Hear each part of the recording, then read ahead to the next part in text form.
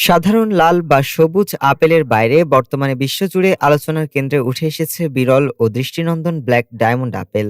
হুয়া নিউ জাতের এই প্রজাতি তার গাঢ় বেগুনি কালো রঙের জন্য প্রথম দেখায় কালো মনে হয়। সৌন্দর্য ও বিরলতার কারণে এটি বিশ্বের সবচেয়ে দামি আপেলগুলোর মধ্যে অন্যতম, যার প্রতিটির দাম 500 থেকে 700 টাকা পর্যন্ত হতে পারে। এই আপেলের চাষ হয় তিব্বতের নিইংচি অঞ্চলে, সমুদ্রপৃষ্ঠ থেকে প্রায় 3500 মিটার উচ্চতায়। এই স্থানের তীব্র অতিবেগুনি রশ্মি এবং দিন রাতের বড় তাপমাত্রার পার্থক্যের কারণে আপেলের খোসা অ্যান্থোসায়ানিন নামক শক্তিশালী অ্যান্টিঅক্সিডেন্টের প্রভাবে গাঢ় বেগুনি বা কালো রং ধারণ করে। ভেতরের শ্বাস সাদা হলেও এটি সাধারণ আপেলের চেয়ে তুলনামূলকভাবে বেশি মিষ্টি।